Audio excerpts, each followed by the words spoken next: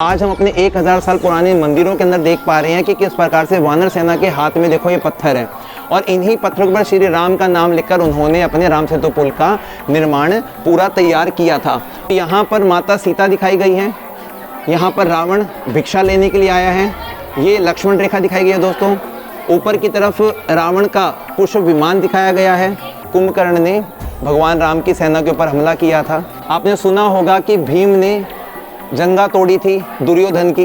भगवान कृष्ण जी ने जब गोवर्धन पर्वत को उठा लिया था, भगवान राम जब लक्ष्मण जी मूर्छित हो गए थे उस समय भगवान राम उनके वियोग में रो रहे हैं। ये है अर्जुन, इनके हाथ में है इनका धनुष और इन्होंने मछली की आंख को निशाना बनाया है। और ये द्रौपदी का स्वयंवर का सीन है दोस्तों। ये एक सिंगल फेस बना हुआ है और सिंगल फेस के साथ में 5 आदमियों को दिखाता हूँ। देखो, एक ये बन गया इनको और इसको ढकने के बाद दूसरा ये बन गया, तीसरा ये व्यक्ति स्टैंडिंग में, फोर्थ और ये फिफ्थ दूसरा देखोगे दोस्तों ये शीर्षासन पे है। ये नमस्कार दोस्तों, मैं हूं विक्रम और आज मैं आपको गुजरात पाटन के पास में स्थित मोढेरा के सूर्य मंदिर का व्यू दिखाने वाला हूं दोस्तों। और दोस्तों यहाँ पर बना हुआ है सूर्य कुंड और इस सूर्य कुंड की जो लेंथ है वो 55 मीटर है और 33-34 मीटर इसकी विड्थ बनी है और धरातल से 15 मीटर ये गहरा बना हुआ है। और दोस्तों ऐसा बताते हैं कि ये जो पूरा मंदिर है 3 भागों में बना है। एक भाग में तो कुंड हो गया, दूसरे भाग में दोस्तों हम इस मंदिर का ये वाला हिस्सा देखेंगे। अंदर की एक स्पेशल वीडियो बनाएंगे दोस्तों। यहाँ पर हम इसके बाहर के व्यू को देखने वाले हैं। आप सबसे पहले देख सकते हैं कि 1000 वर्ष पहले जब ये मंदिर यहाँ पे बनाया गया था तो इस मंदिर के अंदर लाइट येलो सैंडस्टोन का इस्तेमाल किया गया था, जहाँ पर आपको अष्ट दिग्पाल देखने को मिलेंगे। सामने की तरफ अग्निदेव आप देख सकते हैं। यहाँ वाले हिस्से में देखेंगे तो एक माता दिखाई गई है स्टैंडिंग पोजीशन में खड़ी हुई, जो एक फीमेल दिखाई गई है। ये पार्वती माता हो सकती हैं, ये स्थानक पार्वती इनको बोलते हैं। ज़्यादातर जो मूर्तियाँ दोस्तों वो यहाँ पर आपको खंडित देखने को मिलेंगी और इन खंडित मूर्तियों के साथ साथ में आप ये देख पाएंगे कि ये जो मूर्ति है ना, ये अलाउद्दीन खिलजी के वक्त में जब यहाँ पर उन्होंने इस मंदिर को तोड़ने के लिए कूच किया था तो उस वक्त उन्होंने इस मंदिर को भी तोड़ा था, नष्ट किया था। और ये सैंडस्टोन होने की वजह से इसकी जो मिट्टी है ना वो भी टाइम टू टाइम गल जाती है, ख़राब हो जाती है। आप इस मंदिर के चारों हिस्सों में देखेंगे तो ये इस प्रकार के पिलर के ऊपर बना हुआ आपको इसका पूरा जो डिपिक्शन वो देखने को मिलेगा। कुल मिलाकर 52 पिलर यहाँ बनाए गए हैं और जो 1 साल के 52 सप्ताह को दिखाते हैं। ज़्यादातर मूर्तियों के हिस्से में देखेंगे तो आप आधी कटी मूर्तियाँ मिलेंगी, उनका जो मुख वाला भाग है वो टूटा हुआ देखने को यहाँ पे आपको मिलने वाला है। हर एक हिस्से में अष्ट दिग्पाल ज़रूर है लेकिन सारे फीमेल वर्जन में है। आप लोगों ने देखे होंगे, वायुदेव देखे होंगे, वरुण देव देखे होंगे, अग्निदेव देखे होंगे, तो उनके फीमेल वर्जन यहाँ देखने को मिल रहे हैं। और दोस्तों इस वाले मंदिर में है ना काफ़ी बड़ी बड़ी जो प्रतिमाएँ हैं वो देखने को मिल रही हैं। ज़्यादातर जो भगवान है ना, जैसे सामने इंद्रदेव है, ये इनका जो वाहन होता है दोस्तों ये हाथी होता है, तो इनके वाहन से हम इनको पहचान सकते हैं। और जो खड़ी हुई माता है ना दोस्तों, या तो ये लक्ष्मी माता होंगी या फिर ये पार्वती माता होंगी या ये अम्बा माँ होंगी, लेकिन सारी फीमेल यहाँ दिखाई गई है। इधर वाले हिस्से में आप देखते हैं दोस्तों तो इनका जो वाहन है ये हमें देखने पे दिख तो हाथी जैसा रहा है। अगर ये हाथी है तो ये इंद्रदेव है और अगर ये भेड़ है तो ये अग्निदेव है दोस्तों। ये इसके साथ में आप अपनी इस नज़र को साथ में लेके जाइए दोस्तों। तो भीमदेव सोलंकी प्रथम के द्वारा इस मंदिर का जो निर्माण है वो 1026 AD यानी कि तकरीबन 1000 वर्ष पहले करवाया गया था। ये इस मंदिर का मुख्य मंडप वाला भाग है और आप ना इस मंदिर के इस वाले हिस्से को देखने के साथ साथ में इधर पे भी थोड़ी नज़र डालिए भाई आप, जिससे आप ये समझ सकते हैं कि जो मंदिर है ना किस प्रकार से जगती से ऊपर बना हुआ और उसका जो ऊपरी वाला भाग है सारा खंडित है, उसको बाद में दोबारा से रिपेयर करके शुरू किया गया था। जब आप मंदिर के इस वाले भाग में आएंगे तो आप सामने तो देख सकते हैं दाढ़ी वाले जो भगवान है आपको 2 ही देखने को मिलेंगे, या तो ब्रह्मा जी देखने को मिलेंगे या फिर आपको अग्निदेव देखने को मिलेंगे। और दोस्तों ये जो टेम्पल है वो सूर्य देव को समर्पित है, इसलिए आप देख सकते हैं यहाँ पे 7 घोड़े वाले भगवान सूर्य देव की बहुत सुंदर प्रतिमा यहाँ बनी हुई है। इनके मुख का जो भाव है वो बहुत ज़्यादा एक शांत खुश मिजाज यहाँ पर नज़र आ रहा है आपको। और ये जो 7 घोड़े होते हैं वो 7 दिनों को डिपिक्ट करते हैं, तो इस चीज़ का सिंबल हम आज के वक्त से समझ सकते हैं। यहाँ पर देखेंगे भाई आप तो भगवान विष्णु जी की लेटी हुई एक बहुत सुंदर प्रतिमा शेषशय्या इसको बोलते हैं और इस प्रकार की प्रतिमाएं अक्सर आपको ज़्यादातर मंदिरों में देखने को नहीं मिलती हैं। बताते हैं कि कुल मिलाकर भगवान सूर्य की यहाँ पर 24 बड़ी बड़ी प्रतिमाएं बनी हैं, 12 अंदर तो 12 बाहर बनी हैं। और ये 24 जो बनी वो दिन के 24 घंटों के हिसाब से डिपिक्ट करती है ये। तो एक प्रकार से क्लॉक जब आप देखते हैं तो क्लॉक के अंदर 12-12 घंटे की जो सुइयाँ होती है ना, उसके हिसाब से इसको बनाया गया है। और आप इमेजिन कीजिए दोस्तों कि 1000 वर्ष पहले उन लोगों के पास में कैसी वास्तुशास्त्र की ताकत होगी, उन्होंने ऐसे कौन से पुराण पढ़े होंगे जिनके अंदर इस प्रकार की नॉलेज इतनी सटीकता के साथ में उनके पास में थी। तो सोलंकी राजवंश के राजाओं की देन है ये। यहाँ पर भी आप देखेंगे कितना सुंदर डिपिक्शन ऑफ स्कल्पचर्स यहाँ देखने को मिल रहा है।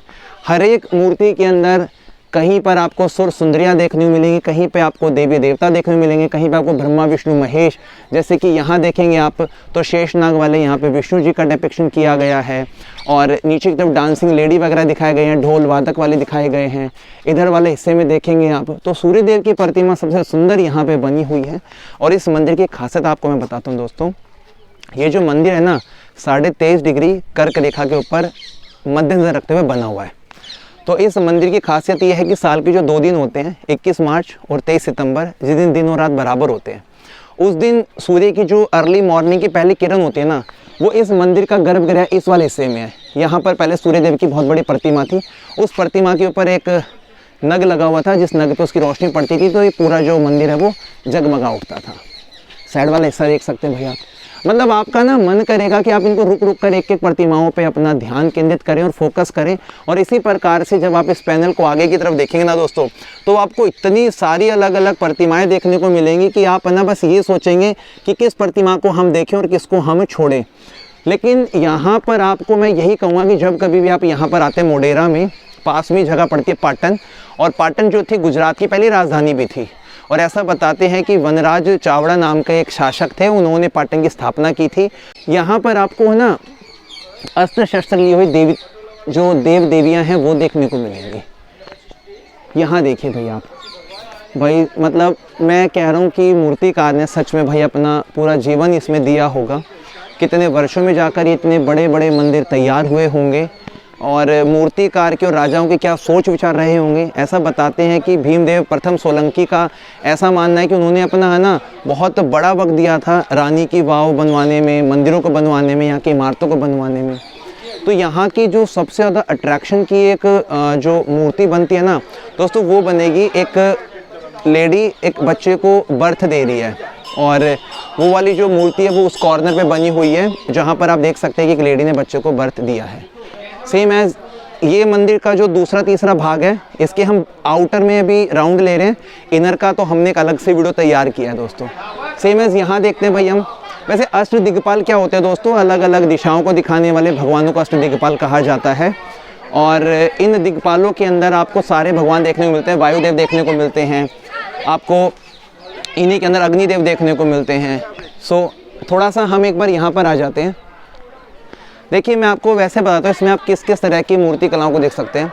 रामायण महाभारत महाकाव्य से जुड़ी यहाँ पे मूर्ति कला है, इसी के अंदर सुर सुंदरियाँ हैं, इसी के अंदर अलग अलग देवी देवताओं की है, इसी के अंदर हमारे भगवानों के ब्रह्मा विष्णु महेश जी की है, इसी के अंदर जो 1000 वर्ष पहले जो हमारी सभ्यता चल रही थी उस सभ्यता का यहाँ पर एक एक बारीकियों के साथ में जिक्र आपको देखने को आसानी से मिल जाएगा। बस आपके पास में वक्त होना चाहिए इन चीज़ों को पहचानने का, समझने का, इनकी स्टडी करने का, देन ओनली आप इन चीज़ों को बहुत इजीली समझ सकते हो। अब देखो यहाँ पर एक हाथी दिख रहा है भाई हमें, और हाथी से हम सिर्फ इतना समझ सकते हैं कि ये कौन से भगवान होंगे, ये इंद्र होंगे, क्योंकि इंद्र का वाहन क्या था, ऐरावत हाथी था। यहाँ पर देखेंगे स्वान डोगी दिखाई दे रहा है आपको, तो डोगी किनका वाहन होता है, काल भैरव का होता है, लेकिन ये फीमेल है तो ये भैरवी हो जाएंगी भाई ये। तो इस प्रकार से आप चीज़ों को ना बहुत बारीकी के साथ में समझ सकते हो कि भाई क्या इनका फॉर्मेशन रहा होगा, किन भगवानों को ये समर्पित रहे होंगे। सेम इस प्रकार से यहाँ वाले हिस्से में देखिए भाई, ये मंदिर में प्रवेश करने का मुख्य रास्ता हुआ करता था, और मंदिर के बाहर वाले हिस्से में दिनचर्या को दिखाया गया है, धर्म अंत को दिखाया गया है। ये इसके दो बड़े बड़े जो पिलर दिख रहे हैं आपको दोस्तों, यहाँ पे तोरण द्वार हुआ करता था जो कि आज के वक्त में टूट गया है। तो इसको तोड़ने का जो क्रेडिट है वो जाता है आपका 13वीं सेंचुरी के बिल्कुल बिगिनिंग में, जब अलाउद्दीन खिलजी ने यहाँ पर सोना चांदी हीरे जवाहरात को लूटने के लिए अपनी सेनाओं को यहाँ भेजा। सोमनाथ के मंदिर को लूटा, यहाँ वाले मंदिरों को लूटा, और उसका जो हश्र है आज वो सारा उस समय ही कर दिया गया था। तो आक्रांताओं का यहाँ पे हमेशा से नज़र रही है यहाँ के हीरे जवाहरात सोनों के ऊपर। तो मोढेरा के अंदर जब कभी आप आते हैं तो यहाँ पर एक नदी बहा करती थी दोस्तों पीछे की तरफ में, और उस नदी का पानी ही बताते हैं इस सूर्य कुंड के अंदर आया करता था। और नदी की बात करें तो पुष्पा नदी का पानी इसके अंदर आता था, आज के वक्त में सूख चुकी है। सो यहाँ पर आपको पूरे हिस्से में अलग अलग गॉड गॉडेस देखने को मिलेंगे। अब अपने कुछ कदमों को हम मुख्य सूर्यदेव मंदिर में लेकर जाएंगे। इसके बाहरी आवरण को देख लेते हैं। सेम एज यहाँ पे तोरण द्वार बने हुए हैं, और इन तोरण द्वारों के राइट और लेफ्ट की तरफ विष्णु भगवान के अलग अलग प्रतिमाएं बनी हैं, द्वारपाल बने हुए हैं। और इसी के साथ साथ में मैं आपको एक चीज़ यहाँ पे थोड़ी बारीकी से दिखाता हूँ दोस्तों। यदि आप अपनी नज़रों को इधर वाले हिस्से में लेकर आते हैं तो ये देखिए भाई आप, ये लेडी इस बच्चे को बर्थ दे रही है। तो बर्थ पहले के समय में किस प्रोसेस से दिया जाता था, आसपास दाई लोग किस प्रकार से खड़ी रहती थी, उस पूरे सीन को यहाँ पे दिखाया गया भाई। और मैंने सच में बहुत रेयरेस्ट ऐसी पिक्चर देखी है जो इस प्रकार की प्रतिमाओं में देखने को मिलती है। सेम इसके साथ में आपको बताता हूँ मैं, यदि आप अपनी नज़रों को इस मंदिर के मुख्य गर्भगृह से पहले इसके बाहरी आवरण पर डालेंगे तो यहाँ पर गणेश जी दिखाए गए हैं, दोनों तरफ उनकी वाइफ बैठी हैं, 2 पत्नियाँ दिखाई गई हैं, द्वारपाल दिखाए गए हैं। ऊपर वाले हिस्से में 4 यहाँ पर अलग से और 4 उस वाले पैनल में सूर्यदेव की प्रतिमाएं 8 पहर दिखाए गए हैं। और इन 8 पहरों के साथ साथ में इधर देखिए भाई आप, सूर्य भगवान की 4 अलग अलग पहरों की प्रतिमाएं। सेम इधर वाले हिस्से में कुबेर जी दिखाए गए हैं, इनकी वाइफ दिखाई गई हैं साथ में। अब थोड़ा अंदर चलते हैं भाई, और अंदर जाने के बाद में यहाँ की चीज़ों को कैप्चर करेंगे भाई हम, और देखेंगे कि यहाँ की क्या क्या विशेषता हम पकड़ पाते हैं। तो दोस्तों ये हुआ करता था मुख्य जो मंडप वाला भाग है, और इस मंडप वाले भाग में हम अब अपनी नज़रों को लेकर जाएंगे आगे वाले हिस्से में। दोस्तों सामने वाले इस पिलर पे आप देख सकते हैं कि अलग अलग फीमेल की मुद्राएं, उनके बालों का स्ट्रक्चर, किसी ने जूड़ा बनाया हुआ है, तो किसी के बाल ऊपर की तरफ गुथे हुए हैं, किसी ने बालों को खोला हुआ है। तो एक तो इनके उस समय के फैशन का पता लगता है। इधर वाले पैनल में देखेंगे भाई आप, ये देखिए, ये कैसे जो बाबा लोग होते हैं ना, साधु संत होते हैं, बड़ी बड़ी जटाएं होती हैं उनकी, बड़ी बड़ी दाढ़ी वाले साधु संत, ये देखिए भाई आप, उन्होंने बालों का कैसे गुच्छा बनाया हुआ है। ये देखिए भाई आप, कुछ यहाँ पे काम वासना की जो आपने खजुराहों के टेम्पल में देखे होंगे, तो इनकी जो मतलब क्वांटिटी है बहुत रेयर है। यहाँ पे रिपीटेशन ऑफ स्कल्पचर्स भी आप देख सकते हैं यहाँ पे इस वाले हिस्से में। तो ये उस सूर्यदेव मंदिर का मुख्य भाग हुआ करता था। बाकी कुछ और पैनल पे हम नज़र मारते हैं, जैसे कि अपनी नज़रों को आप इधर वाले पैनल पे लेके जा सकते हैं। ये विश्व सुंदरियाँ हैं भाई, ये कोई डांसिंग फॉर्म में है। इसके साथ साथ में देखेंगे आप अलग अलग फॉर्म्स हैं इनकी। ऊपर वाले पैनल में देखिए बांसुरी बजाते लोग, नृत्य करते लोग, अलग अलग पोस्चर, अलग अलग इनके जो दिनचर्या के एक्टिविटी हैं उनमें इन्वॉल्व लोग दिखाए गए हैं यहाँ पे। तो अब दोस्तों हम थोड़ी बात ना इस हिस्से की कर लेते हैं। जब भीमदेव प्रथम सोलंकी ने इस टेम्पल को बनवाया तो उनकी मंशा ये थी कि वो ना सूर्य भगवान को अपने कुल देवता मानते थे, जिसकी वजह से उन्होंने सामने की तरफ में 7 घोड़े वाला सूर्य भगवान के सोने की प्रतिमा को बनवाया था। उनके माथे पे लगा हुआ था दोस्तों विक्रम कुंड, विक्रम नग, और वो जो विक्रम नग था दोस्तों उसके ऊपर लाइट पड़ती थी ना जब वो चमकता था वो। और दोस्तों ऐसा बताते हैं साल में 2 दिन 21 मार्च और 23 सितंबर जब दिन रात बराबर होते हैं ना, उस समय उस नग पे रोशनी पड़ने पर ये जो पूरा गर्भगृह है ना ये चमकने लग जाता था। और ये जो टेम्पल है दोस्तों 23.5 डिग्री कर्क रेखा पे बना हुआ है। ये इस टेम्पल का मुख्य गर्भगृह वाला भाग है, अंतराल से आगे वाला हिस्सा है। अलग अलग देवी देवता यहाँ देखने मिलेंगे। और दोस्तों एक सिंपल सी बात, सामने की तरफ आपको सूर्य भगवान देखने को मिलेंगे। 12 और 12 के पैर में बने हुए हैं, 12 अंदर की तरफ बने हुए हैं, 12 बाहर की तरफ बने हुए हैं, यानी कि दिन के पूरे 24 घंटों को दिखा रहे हैं भाई ये। सो दोस्तों एक स्टोरी मैं आपको यहाँ पर ये बताता हूँ कि यहाँ से हम प्रदक्षिणा पथ कर सकते हैं, पूरा मंदिर का घूम सकते हैं, और कुछ इन चीज़ों पे फोकस कर लेते हैं दोस्तों। साथ में इसकी स्टोरी बताता हूँ, जैसे कि माता काली का देखो कितना भयंकर रूप दिखाया गया है, ये चामुंडा माता का ये नरकंकाल 11वीं शताब्दी के समय में बना हुआ ये सूर्य भगवान को समर्पित है सूर्यदेव मंदिर।